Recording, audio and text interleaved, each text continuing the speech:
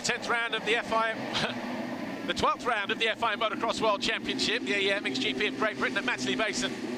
And MX2 race 1, Andrea Adamo round the first turn over the foxhole shot line ahead of everybody else. Sasha Coonan right there behind him, and 51, Oriol Oliver. Langenfelder got pushed back a couple of positions in the first few corners, but on the opening lap, the rider in a hurry was Oliver. He moved past Adamo to take over the lead on lap 1. Guillaume Ferrez moved past Langenfelder to move into 5th around about the same time. Top of your screen, Adamo then tipped out of 2nd place, remounted in 10th position. And when you're thinking of the championship, that was a costly mistake for him at the top of the standings. Langenfelder then got into his flow. He moved past the 22 of Braceras to move into 3rd. That was on lap 5. He then went after Ferrez. That put him into 2nd. And then your race leader, everything looked like it was going so well until this moment. Oliver threw it away. Coonan took over the lead.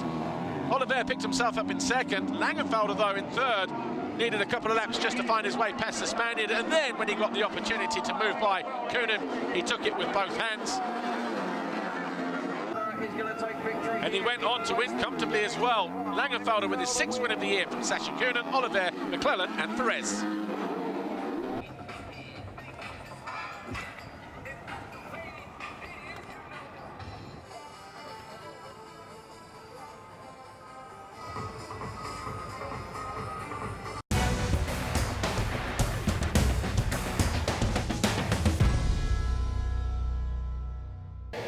The second MX2 race, a little bit cooler, cloudier conditions, but it did not prevent Simon Langenfelder in his determination to get over the foxhole shot line ahead of everybody else. Liam Evans was there in 2nd, Thibaut Benistant in 3rd. Ferrez, the lead triumph in 4th place, but he got passed there by Oriol Oliver, but half a lap later he tagged the rear wheel of Thibaut Benistant after Benistant lost control. He went down to the back and would eventually get back to 10th place. Adamo found his way past the number 19 of Sasha Coonan as Kaz Volk and Carlos Racelis both crashed out.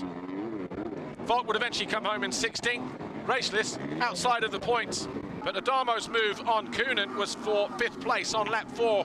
That gave him free track to go chasing after Guillaume Ferrez. And eventually, 4 laps later, the Italian found his way through. Adamo had come home in 4th ahead of Ferrez, but Simon Langenfelder unchallenged, a 6.3 second victory over Everts and Benistant. Langenfelder, your overall Grand Prix winner.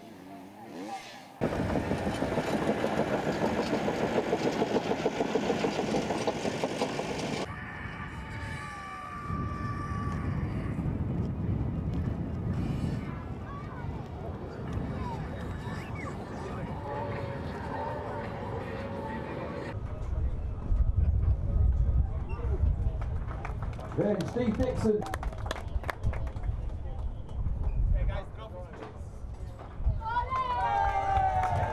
Was a great weekend, and especially coming back in that first moto from 6th to 1st was a great feeling, and backing it up with the 2nd moto is awesome.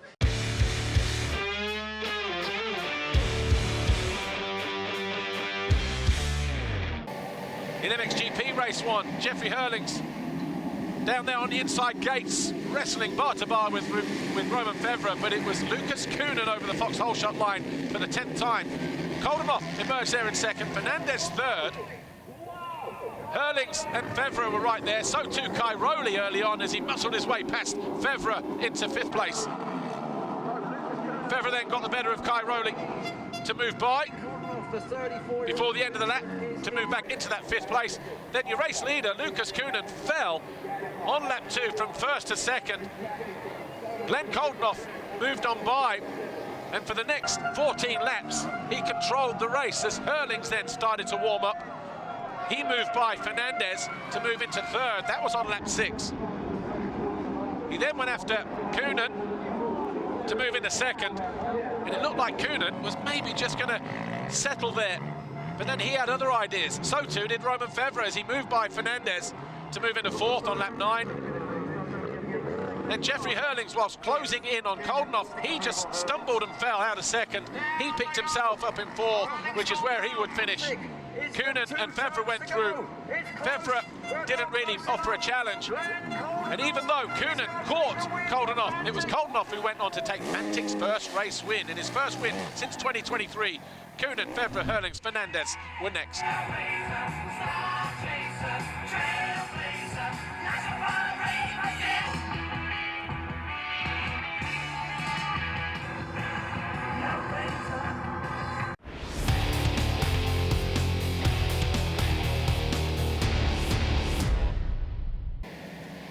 MXGP Race 2 at Matterley Basin. The final race of the day. Romain Fevre over the foxhole shot line for the fourth time this year. Lucas Koonin alongside him to his right. Ruben Fernandez to the left. Jeffrey Hurlings right behind him in fourth. And as they re-emerge at the bottom of the hill, that is how they came out. Fevre, Fernandez, Koonin and Hurlings. Behind them was Koldenoff in fifth place. Early on, Jeffrey Hurlings did his best to close down the teenager Lucas Koonin to try and move into that third place, but was not able to. And in the end, he started to fade in the latter stages of the race, and he came into the clutches of Glenn Koldenoff. This is as close as these two got to changing positions. But Hurlings just muscled his way to hang on to that fourth place. Koldenoff fifth. They got close again a couple of laps later, but again, the persistence of Hurlings paid off. There was another opportunity here on the final lap, but Hurlings was nice and cute. Fevre across the line to win from Fernandez, Koonin and Hurlings. The overall Grand Prix belonged to Fevre from Koonin and Koldenoff.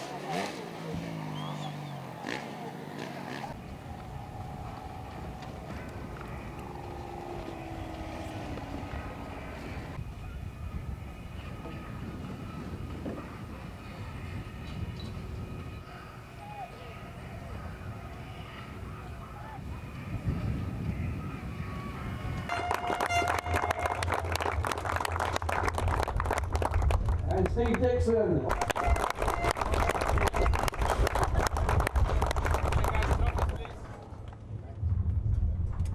Yesterday was good, but yeah, first moto I didn't get the start, and then I came close to the front at some points, but at the end they had a little bit more pace than me, and I had to fight hard to come back. So yeah, finished third, but yeah, second moto I pulled the whole shot, and then that changed my life.